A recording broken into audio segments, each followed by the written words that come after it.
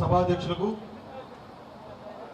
వేదిక అలంకరించిన పెద్దలు జయకృష్ణ రంగారావు గారికి, మరి మంత్రివర్యులు సుభాష్ గారికి, రెడ్డి సుబ్రహ్మణ్యం గారికి, అదే రకంగా వేదిక అలంకరించిన పెద్దలందరికీ పేరు పేరు నమస్కారాలు తెలియజేస్తున్నాను. మరి అదే రకంగా రామచంద్రాపురం నియోజకవర్గ ప్రజలకు, పెద్దలకు, కూటమి కుటుంబ సభ్యులందరికీ కూడా పేరు పేరు నమస్కారాలు తెలియజేస్తూ ఈరోజు సభ మాట్లాడే ముందు మహిళా దినోత్సవ శుభాకాంక్షలు మా అక్కలకి, చెల్లెళ్ళకి అందరికీ కూడా మహిళా దినోత్సవ శుభాకాంక్షలు. ఈరోజు ఒక అద్భుతమైన స్థానంలో ఈరోజు మనం మాట్లాడుతున్నాం. అందులో మహిళా దినోత్సవం రోజు మనం మాట్లాడుతున్నాం. ఈరోజు రైతులకు, మహిళలకి ఒక చిన్న పోలిక చెప్పాలంటే, తల్లిలో మీ తల్లి ప్రేమ, మహిళల దగ్గర వచ్చే మీ నుంచి, మా తల్లుల దగ్గర నుంచి వచ్చే ప్రేమ ఏదైతే ఉంటుందో, మీ ప్రేమలోనూ రైతుల కష్టంలో మాత్రమే ఎటువంటి కల్మషం లేకుండా ఉంటుందనే విషయాన్ని గర్వంగా నేను చెప్పగలుగుతున్నాను. ఎందుకంటే నేను కూడా ఒక రైతు బిడ్డనే. ఈరోజు ఆ మాట చెప్తున్నానంటే ఎంతో గర్వంగా నేను చెప్పుకుంటున్నా. మరి అటువంటి రైతుల పడే కష్టానికి ఈరోజు ఎక్కడైతే మనం వెలగట్టగలుగుతామో అటువంటి ఏఎంసీ ఏదైతే చైర్మన్ ఈరోజు ఏదైతే మొత్తం కమిటీ ఏదైతే ఉందో, కమిటీని ఈరోజు నిర్వహణలో ఈరోజు ఇక్కడికి మమ్మల్ని అందరినీ కూడా ఇందులో భాగస్వాములు చేసుకున్నందుకు మంత్రివర్యులకు, మరి అదే రకంగా మా రిషి, మా జిల్లా అల్లుడు, నా తమ్ముడు, మా రిషికి కూడా నేను ఇదే రోజు థ్యాంక్ యూ తెలియజేసుకుంటున్నాను. మరి దాంతోపాటు ఎవరైతే మెంబర్లు అందరూ కూడా ఈరోజు ఒక వ్యవసాయ ఆధారిత ప్రాంతంలో మనం ఉన్నాము. అటువంటి చోట ఇటువంటి ఏఎంసీ మెంబర్స్ గాను, చైర్మన్ గా మీరంతా ఉండడం కూడా చాలా గౌరవమైన పొజిషన్ లో మీరంతా ఉన్నట్టు.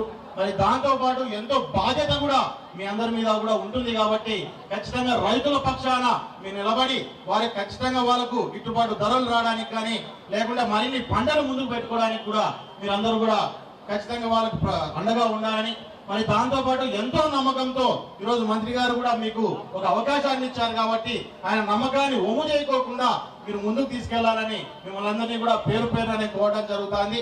మరి అదే రకంగా ఈరోజు వాస్తవంగా చెప్పాలంటే ఈ ప్రాంతానికి ఉన్న రైతాంగానికి, మా ప్రాంతంలో ఇక్కడ రాయలసీమలో ఉన్న రైతాంగానికి చాలా తేడా ఉంటుంది, చాలా వ్యత్యాసం. అక్కడ మేము ఏదైతే ఎదుర్కొనే సమస్యలు కానీ, ఇబ్బందులు కానీ రైతాంగ పరంగా, ఇక్కడ ఎదుర్కొనే ఇబ్బందులు, సమస్యలు కానీ చాలా డిఫరెంట్ గా ఉంటాయి. ఈరోజు వాస్తవంగా చెప్పాలంటే వర్షాలు పడక మా రైతులు నష్టపోతారు, ఇక్కడ వర్షాలు ఎక్కువైన రైతులు నష్టపోతారు.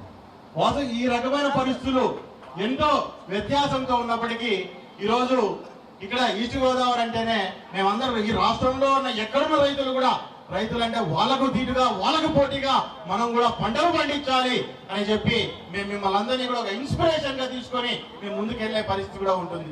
కాబట్టి మీరందరూ రైతాంగాన్ని ఈరోజు చేస్తున్న రైతులే కాదు, ఈరోజు రాను రాను సాఫ్ట్వేర్లంట, బిజినెస్లంట, రకరకాల రంగాల్లోకి చాలా యువత కూడా వెళ్ళిపోతూ రైతాంగాన్ని కూడా మర్చిపోయే పరిస్థితి ఉంది.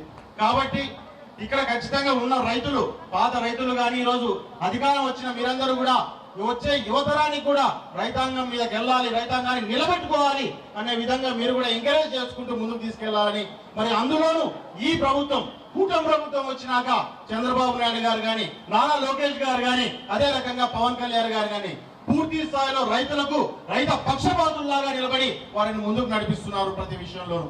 ముఖ్యంగా మన ప్రాంతం చూసుకున్నామంటే చాలా వరకు ఆక్వాకల్చర్ బ్రహ్మాండంగా ఉంది. మాకు కొత్త ఈరోజు చేపల చెరువులు చూస్తే ఎక్కడ లేని ఆనందం, ఉత్సాహం వస్తుంది. ఆ నీళ్లు చూడంగానే మాకు కూడా ఈరోజు రోడ్డు మీద వస్తా అంటే చేపల మేమంతా మనకు ఈ ప్రాను ఇవన్నీ మనకి దాన్ని ఏమంటారన్నా ఆక్వాకల్చర్ కాదు, షెడ్లు అవన్నీ చూసుకుంటూ వస్తా అంటే, అవన్నీ ప్రాసెసింగ్ యూనిట్లు చూస్తా అంటే కూడా మనకు చాలా ఆనందంగా ఉంది.